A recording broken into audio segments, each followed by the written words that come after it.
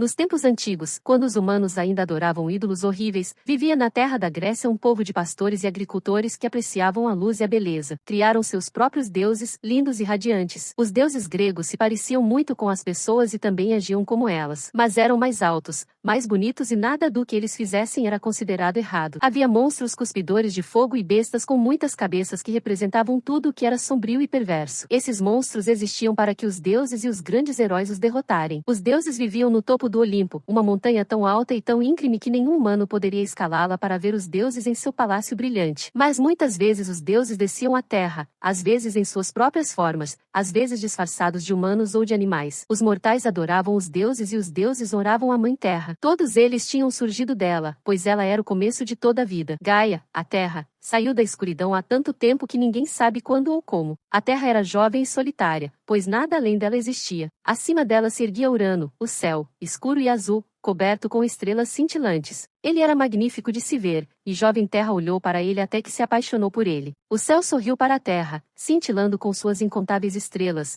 e eles se uniram no amor. Logo a jovem Terra tornou-se a Mãe Terra, a mãe de todas as coisas vivas. Todos os filhos dela amavam sua mãe afetuosa e generosa e temiam seu pai poderoso, Urano, o Senhor do Universo. Os titãs foram os primeiros filhos da Mãe Terra. Eles foram os primeiros deuses, mais altos do que as montanhas que Gaia criou para servi-los como tronos, e tanto a terra quanto o céu se orgulhavam deles. Havia 6 titãs, 6 deuses gloriosos, e eles tinham 6 irmãs, as Titânides, a quem eles tomaram como suas esposas. Quando Gaia deu à luz novamente, Urano não ficou orgulhoso. Seus novos filhos também eram enormes, mas cada um tinha apenas um olho brilhante no meio da testa. Eles eram os 3 ciclopes e foram chamados de Relâmpago, Raio e Trovão. Eles não eram deuses bonitos, mas eram ferreiros tremendamente fortes. As faíscas de seus martelos pesados brilharam no céu e iluminaram os céus tão intensamente que até mesmo as estrelas de seu pai ficaram ofuscadas. Depois de um tempo, a Mãe Terra deu à luz mais 3 filhos. Urano olhou para eles com nojo. Cada um deles tinha 50 cabeças e 100 braços fortes. Ele odiava ver criaturas tão feias andando na adorável terra. Então ele os agarrou e seus irmãos, os ciclopes, e os jogou no Tártaro, o poço mais profundo e escuro sob a terra. A Mãe Terra amava seus filhos e não conseguia perdoar seu marido pela sua crueldade com eles. Com a pederneira mais dura, ela forjou uma foice e falou para seus filhos, os titãs: usem esta arma e acabem com a crueldade do seu pai e libertem seus irmãos. O medo tomou conta de 5 dos titãs, eles estremeceram e recusaram. Apenas Cronos, o mais jovem, porém o mais forte, ousou pegar a foice. Ele atacou seu pai. Urano não conseguiu resistir à arma empunhada por seu poderoso filho e fugiu, desistindo de seus poderes. A Mãe Terra fez de Pontos, os mares sem limites, o seu segundo marido, e dessa união surgiram os deuses das profundezas aquáticas, e dela surgiu o rico solo de onde cresceu uma abundância de árvores e flores e, além de suas fissuras surgiram espíritos, feras e o homem primitivo. Cronos era agora o Senhor do Universo. Ele sentou-se na montanha mais alta e governou sobre o céu e terra com mão firme. Os outros deuses obedeciam à sua vontade e o homem primitivo venerava. Esta foi a Era de Ouro dos homens. Os homens viviam felizes e em paz com os deuses e uns com os outros. Mas Cronos não libertou seus monstruosos irmãos, e a Mãe Terra ficou zangada com ele e planejou sua queda. Ela teve que esperar, pois nenhum deus ainda nascido era forte o suficiente para se opor a ele. Mas ela sabia que um de seus filhos seria mais forte do que ele, assim como Cronos tinha sido mais forte do que seu pai. Cronos também sabia, então toda vez que sua esposa Titânide Reia dava à luz, ele pegava o deus recém-nascido e o engolia. Com todos os seus descendentes dentro dele, ele não tinha nada a temer. Mas Reia ficou de luto. Suas 5 irmãs, que se casaram com os outros 5 titãs, estavam cercadas por seus filhos titãs, enquanto ela estava sozinha. Quando Reia esperava seu 6º filho, ela pediu à Mãe Terra que a ajudasse a salvar a criança de seu pai. Isso era exatamente o que a Mãe Terra estava esperando. Ela sussurrou conselhos à filha e Reia foi embora sorrindo. Assim que Reia deu à luz seu filho, o deus Zeus, ela o escondeu. Em seguida, ela embrulhou uma pedra em roupas de bebê e deu para seu marido engolir em vez de seu filho. Cronos foi enganado e engoliu a pedra, e o pequeno deus Zeus foi levado para uma caverna secreta na ilha de Creta. O velho Cronos nunca ouviu os gritos de seu filho, pois a Mãe Terra colocou espíritos da terra barulhentos fora da caverna. Zeus foi cuidado por gentis ninfas e era amamentado pela cabra Malteia. Dos chifres da cabra fluíam ambrosia e néctar, a comida e a bebida dos deuses. Zeus cresceu rapidamente e não demorou muito para que ele saísse da caverna como um grande novo deus. Para agradecer às ninfas por cuidarem dele tão bem, ele lhes deu os chifres da cabra. Eles eram chifres de abundância e nunca poderiam ser esvaziados. Da pele da cabra ele fez para si mesmo uma couraça impenetrável, o Aegis,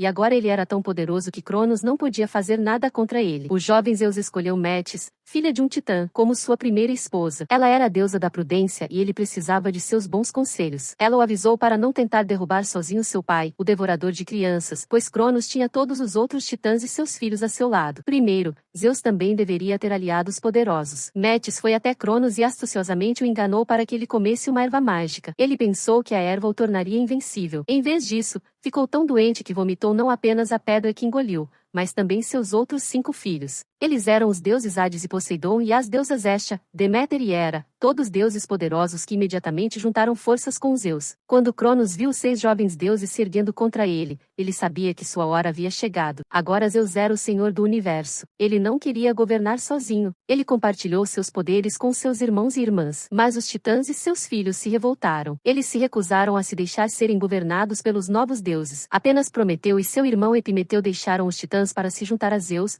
pois Prometeu podia ver o futuro e ele sabia que Zeus venceria. Zeus libertou do Tártaro os filhos monstruosos da Mãe Terra. Felizmente, os 100 braços lutaram por Zeus com todas as suas forças, e os ciclopes forjaram armas poderosas para ele e seus irmãos. Eles fizeram um tridente para Poseidon. Foi tão forte que, quando ele atingiu o solo com ele, a terra tremeu, e quando ele atingiu o mar, ondas espumosas se ergueram no alto da montanha. Para Hades, eles fizeram um capuz de invisibilidade para que ele pudesse atingir seus inimigos sem ser visto, e para Zeus, eles forjaram raios. Armado com eles, ele era o deus mais poderoso entre todos, nada poderia resistir a ele e seus raios. Os titãs travaram uma batalha amarga, mas finalmente tiveram que se render e Zeus os trancou no Tártaro. Os monstros de 100 braços ficaram de guarda nos portões para garantir que nunca escapassem. Atlas, o mais forte dos titãs, foi enviado ao fim do mundo para carregar para sempre a abóbada do céu sobre os ombros. Furiosa por Zeus por enviar seus filhos, os titãs, ao poço escuro do Tártaro, a Mãe Terra gerou 2 monstros terríveis, Tifão e sua companheira, Equina, e os enviou contra Zeus. As 100 cabeças horríveis de Tifão tocavam as estrelas, o veneno gotejava de seus olhos malignos, e lava e pedras em brasa escorriam de suas bocas escancaradas. Sibilando como 100 cobras e rugindo como 100 leões,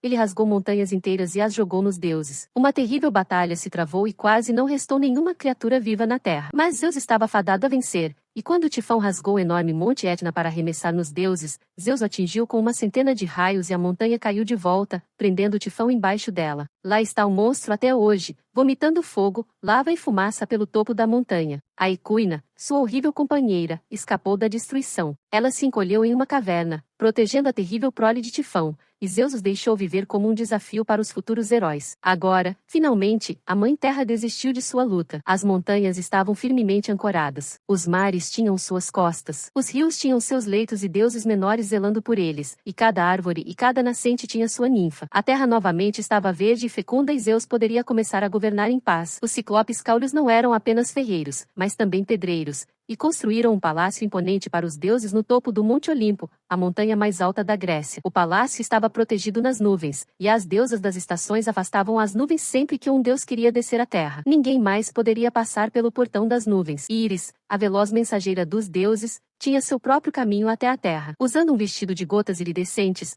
ela correu ao longo do arco-íris em suas tarefas e deveres entre o Olimpo e a terra. No salão reluzente do palácio, onde a luz nunca faltou, os deuses do Olimpo sentaram-se em 12 tronos dourados e reinaram sobre o céu e a terra. Havia 12 grandes deuses, pois Zeus compartilhava seus poderes, não apenas com seus irmãos e irmãs, mas também com 6 de seus filhos e a deusa do amor. O próprio Zeus estava sentado no trono mais alto. À sua direita estava sentada sua irmã mais nova, Hera, a quem ele escolhera entre todas as suas esposas como sua rainha. Ao lado dela estava sentado seu filho, Ares, deus da guerra, e Hefesto, deus do fogo, com Afrodite, deusa do amor, entre eles. Em seguida veio o filho de Zeus, Hermes, o arauto dos deuses, e a irmã de Zeus, Deméter, deusa da colheita com sua filha, Perséfone, no colo. À esquerda de Zeus estava sentado seu irmão Poseidon, o senhor do mar. Ao lado dele estavam os 4 filhos de Zeus, Atenas, os gêmeos Apolo e Artemis, e Dioniso, o mais jovem dos deuses. Atena era a deusa da sabedoria, Apolo, o deus da luz e da música, Ártemis, a deusa da caça, e Dioniso, o deus do vinho. Hestia, a irmã mais velha de Zeus, era a deusa da lareira. Ela não tinha trono, mas cuidava do fogo sagrado no salão, e cada lareira na terra era seu altar. Ela era a mais gentil de todos os olímpicos. Hades, o irmão mais velho de Zeus, era o senhor dos mortos. Ele preferiu ficar em seu palácio sombrio no submundo e nunca foi para o Olimpo. Os próprios deuses não podiam morrer, pois o licor divino corria em suas veias em vez de sangue. Na maior parte do tempo, eles viviam felizes juntos, festejando com ambrosia e néctar de cheiro doce, mas quando suas vontades se chocavam, havia brigas violentas. Então Zeus pegaria um raio e os olímpicos tremeriam e cairiam sob a ordem, pois Zeus sozinho era mais forte do que todos os outros deuses juntos.